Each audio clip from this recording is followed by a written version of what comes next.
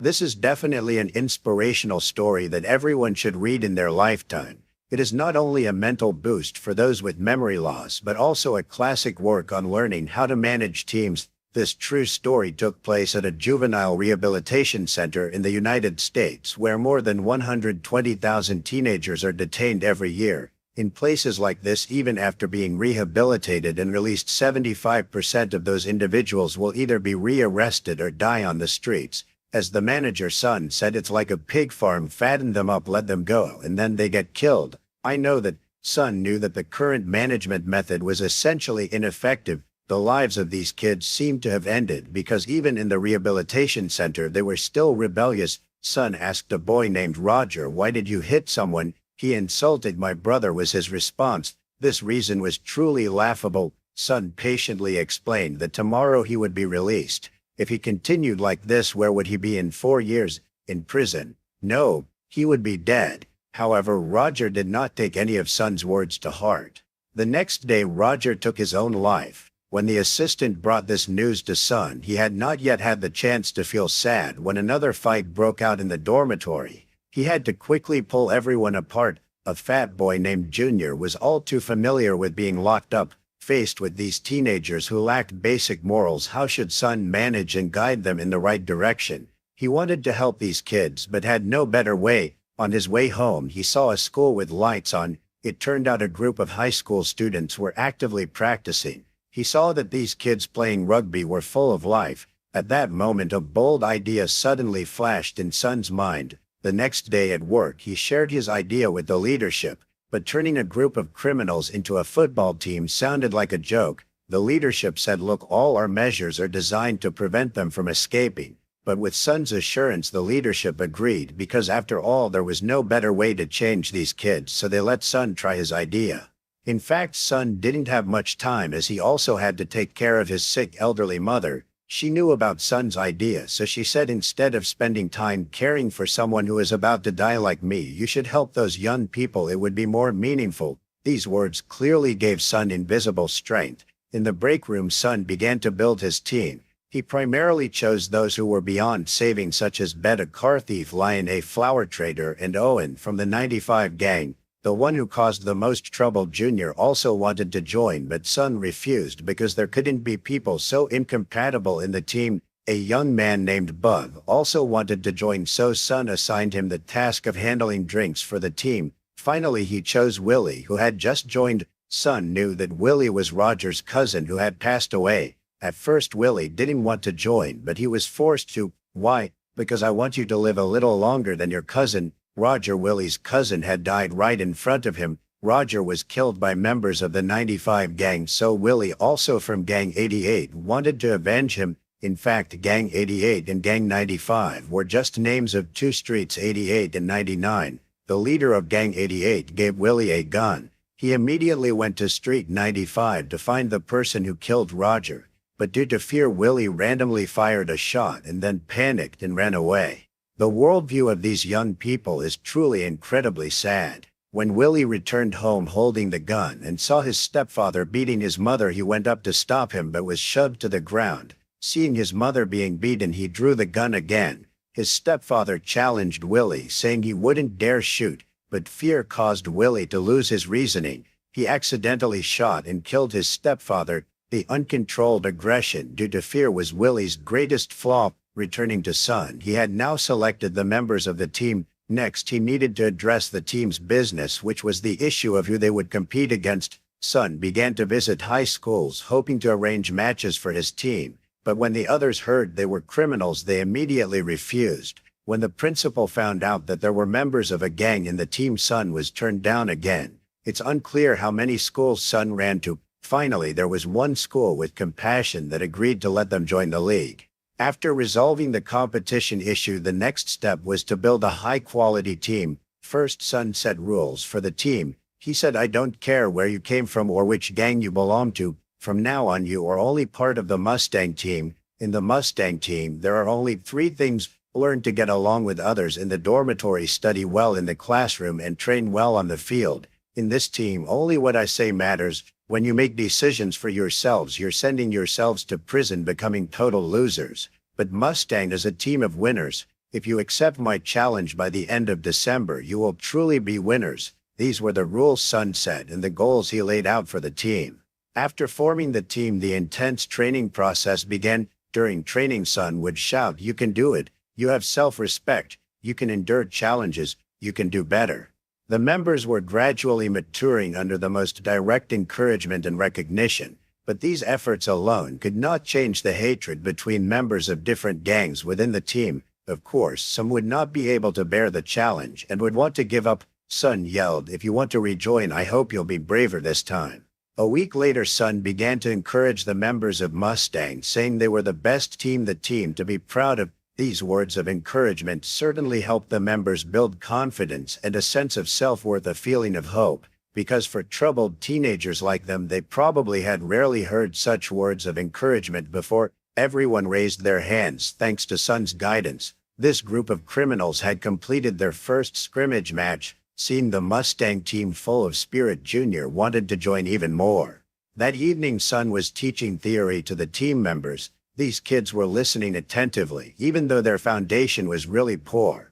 But as long as they wanted to learn, Sun was happy to patiently teach them. At that moment, he suddenly heard a strange sound from outside. It turned out that Junior was practicing collisions. Sun stepped forward to stop Junior, as he was not a member of Mustang and could not practice there. At that moment, Junior expressed his feelings. He said that today was his son's second birthday, but he was being detained and couldn't be with his child. He didn't want to be a dog anymore. He wanted to become a real man. Sun asked, "How can I trust you?" Willie responded, "I won't mess things up. Last time when you were released, you also told the judge the same thing. How can I trust you? I don't want to be a loser anymore, making everything a mess. Coach, I want everyone to see that I can play football. I'm not useless." So Sun agreed to him. The intense training continued. Due to the lack of equipment, physical collisions between the members were inevitable, leading to arguments. Willie from Gang 88 and Owen from Gang 95 made their lack of harmony even clearer. During practice, they fought fiercely. Sun shouted problems on the field should be solved on the field. Then he questioned both of them, "Why can't you cooperate? Both of you claim that the other's gang killed your friend. Do you want to keep hurting each other like this forever? Want to kill each other just because you live in different directions on different streets? Can't we resolve the grudge here? We're just small-time members. Our words don't mean anything. But right here, right now, they do," Sun said, turning this conflict into an internal team issue. This was undoubtedly the mark of a natural-born leader.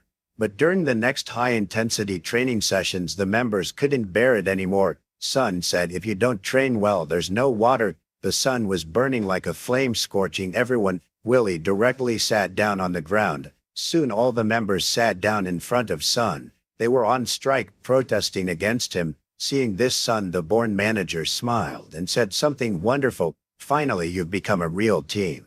On the way to the hospital with his mother, Sun asked, "Do you think I've been too tough, too strict with those kids?" He knew that as a manager, if he was too harsh, the members would easily lose themselves. But if he was too lenient, they wouldn't make any progress. His mother, seeing her son's concern, said, "You have talent. With a hat on, you're no different from a star. You can't expect them to be like you." Her words clearly awakened Sun. To get the members proper training equipment as soon as possible, Sun didn't follow the usual procedures. He directly signed a $10,000 equipment purchase. "You'll be suspended, you know that, right?" "Yes, I know. But first I have to write a Form 784, and then I'll request a hearing. I'll have to delay it because of a family member's illness. Then I'll appeal the decision. By then the season will be over. Look, this is the equipment. We've already used it, and you can't take it back. Can't you just give the kids what they've worked so hard for?" Hearing this, the leader had no other choice. It seemed that Sun had bet everything on these kids. On the day of the visit, everyone had family members come to see them except for Willie, who sat alone in solitude. At that moment, Sun brought his girlfriend, the one he had been with before being arrested. She still loved him and hadn't completely given up on him. She was still waiting for him to change. But before they could even exchange a few words, a careless person insulted them. Willie immediately became furious, wanting to take revenge on the person disregarding his girlfriend, who was trying to stop him. Seeing Willie still filled with hatred, his girlfriend became deeply disappointed. Although she had taken a bus for 2 days just to meet him, in the blink of an eye she left. Meanwhile, Bet also had an issue. His mother stood up and yelled, "I didn't put you here, you brought this upon yourself." It seemed that each member had their own failed relationships.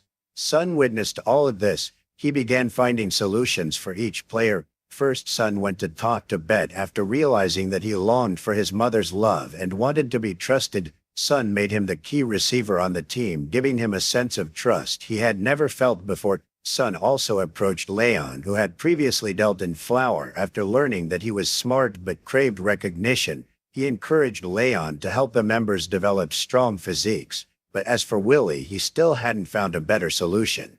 Sun checked each letter the kids wrote. In one letter, he learned that Willie's mother had moved away. She no longer wanted any connection with him. The only person who cared about Willie was his girlfriend, but she had never replied to his letters. Sun was determined to help these kids. How could he save these pitiful and sad boys?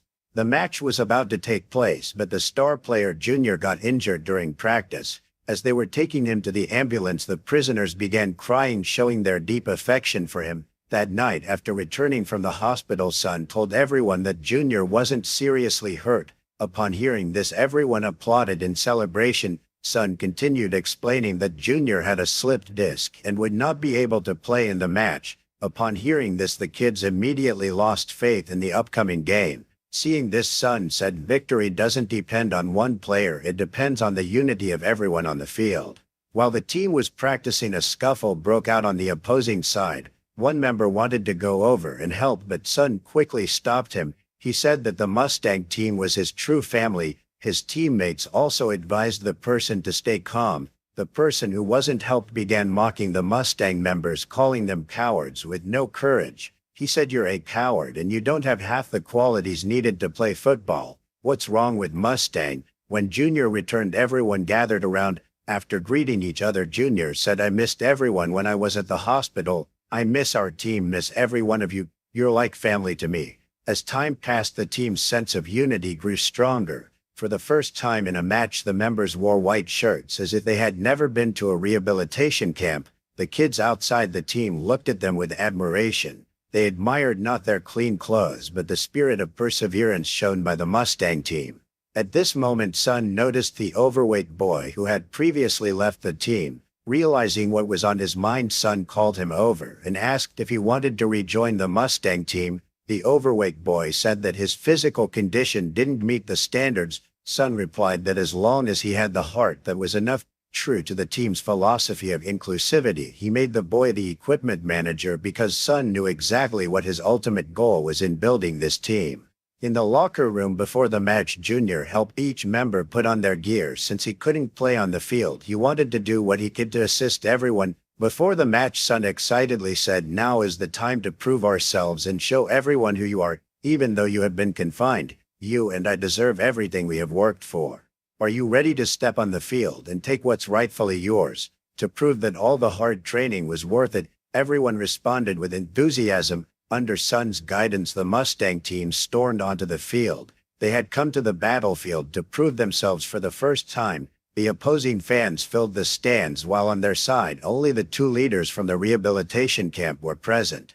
The opposing team stormed the field like a tsunami, leaving the Mustang team utterly stunned. The match began and the Mustang team was being overwhelmed. After a failed attack, Leon went to Sun requesting to be substituted. Sun said, "I won't substitute you, but you can't let me down. You have to believe that you can complete the task." The match continued. Due to Willie's fear, the opposing team scored without any resistance. He angrily threw the ball to the ground. The failure of the Mustang team led to internal arguments. Their hot-tempered personalities were clearly revealed. Seeing Willie show no courage, Sun could only stand outside worried. By the second half, the score was already 27-0. Sun told Willie, "We may not win this match, but after the next serve, regain some of your dignity." He encouraged Willie to run his hardest and not give up. But when the next serve came, Willie still didn't dare to move forward, strongly waiting until the opponent brought him down. Even the two leaders couldn't bear to watch anymore. After continuous collisions from the opposing team, Willie became extremely scared. His fear made him lose his rationality and become extremely aggressive. Seeing him fight with the opponent, Sun had no choice but to substitute him. Willie even wanted to leave the team to avoid Sun's reproach. Watching his teammates make continuous mistakes, failure began to overshadow the whole team like fog. Although they were unwilling, they could only watch the opponent score. The match ended with Mustang losing 38-0. Sun was about to scold them, but seeing the members shedding tears, all with their heads down, wiping their eyes, he couldn't say anything. Even though they were prisoners, they had their dignity to win. Seeing this, Sun didn't know what more to say. Junior, like an older brother, comforted everyone. A score of 38-0 was the shame of the team, but today all the members silently gathered around Sun. Sun spoke in a hoarse voice. Today, for the first time, we all made many mistakes, myself included. He continued, the opposing team has been playing together for 3 years while we've only had 3 weeks, but honestly, I still don't believe they are stronger than you by 38 points. In my heart, you are the greatest. I want you all to hold your heads high and prepare for the next match with even more effort. After the team faced defeat, Sun acknowledged the value of each member from a leadership perspective. However, at this moment, Willie left the team. It seemed like there was nothing more that could be done to help him. At the hospital, Sun went to talk to his mother. He wasn't sure if the members could handle the shock of the defeat. His mother asked, "Do you remember how you felt after every failure?" Sun replied, "It was because Dad always denied me, and when I scold the members, it's no different from how my father treated me."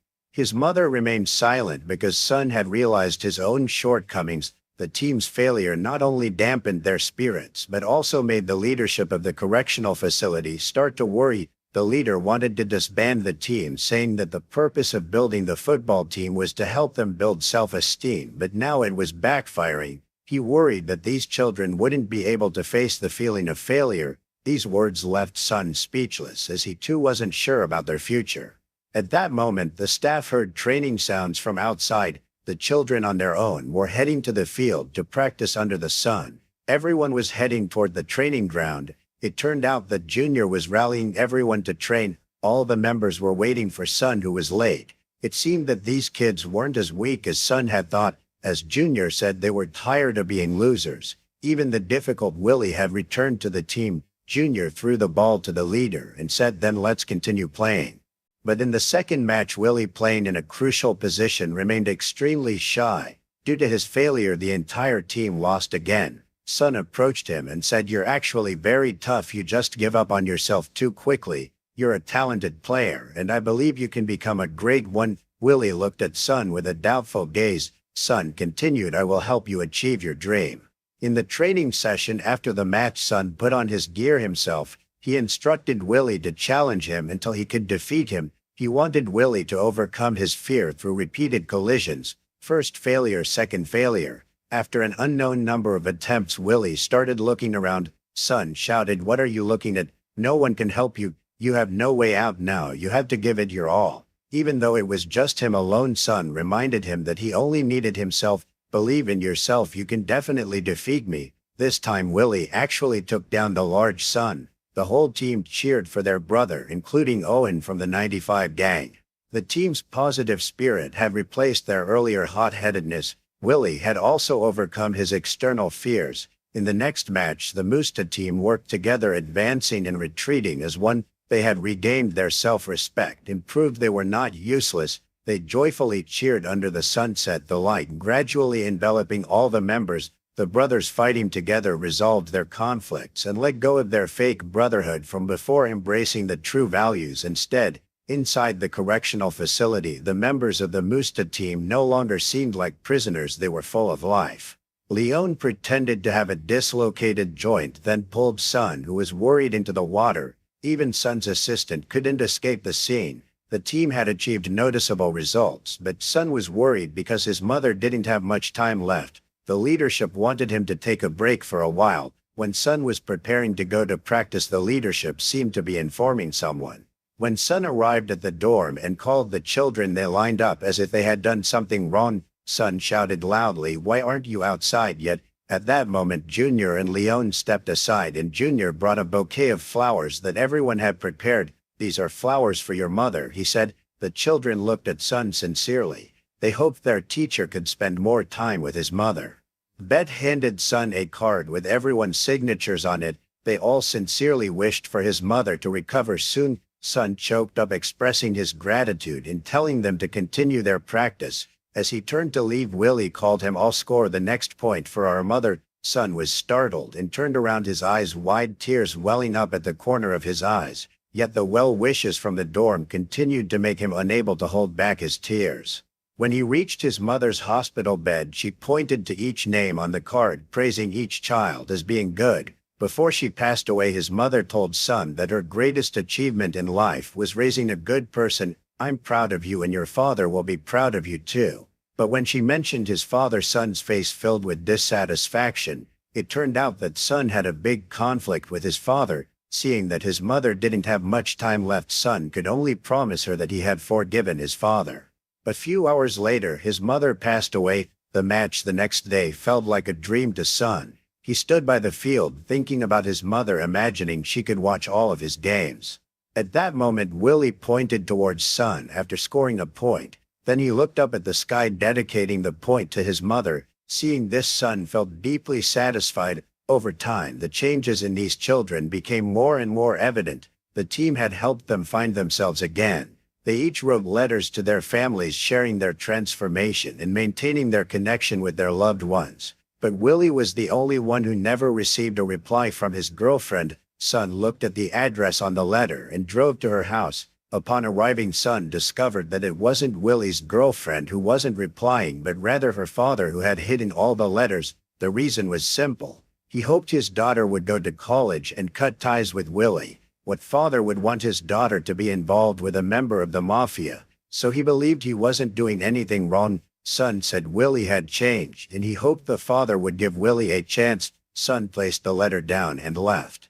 On this day, the boss of the 88 gang visited Willie. The assistant looked at him and directly refused entry. As the man was about to leave, he saw Owen, who had reformed. Noticing the 95 gang's mark on Owen, he began to threaten and provoke him. It seemed like something bad was quietly unfolding. Sure enough, during the final match of the season, he showed up at the field. As the Moostad team celebrated their victory and entry into the playoffs, the boss of the 88 gang arrived at the stadium. He pulled out a gun and shot at Owen, causing immediate chaos. Just as he was about to fire another shot, Willie rushed out and tackled the boss, saving Owen. Son quickly ran over to protect his team members. The police arrived shortly afterward and eliminated the fleeing boss.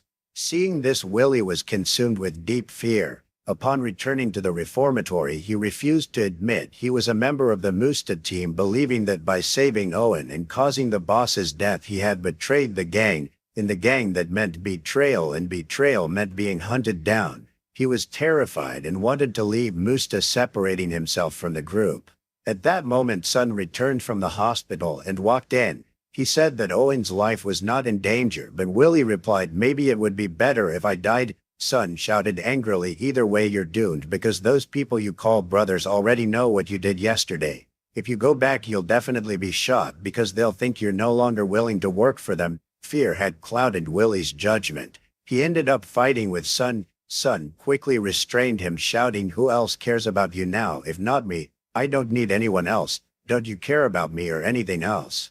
"That's right. So why did you try to save Kevin yesterday? Answer me." At this point, you were terrified to the extreme. The memories of failure rushed back to you. You became extremely confused. Son squatted beside you and said, "I know you're no longer the failure you once were. You just aren't used to being a winner." Willie spoke about his childhood memories, saying that his father always told him he was useless. Son bluntly responded, "Your father is a failure, and so is mine." Son shared his experience of being belittled by his father just like Willie, and tried to teach Willie how to forgive his loved ones and regain control over his own life. He continued, "I know how you feel when you think you're going to fail. You give up on yourself. If we want to win, we have to let go of all the burdens, forget the bad past, and move forward with a light heart."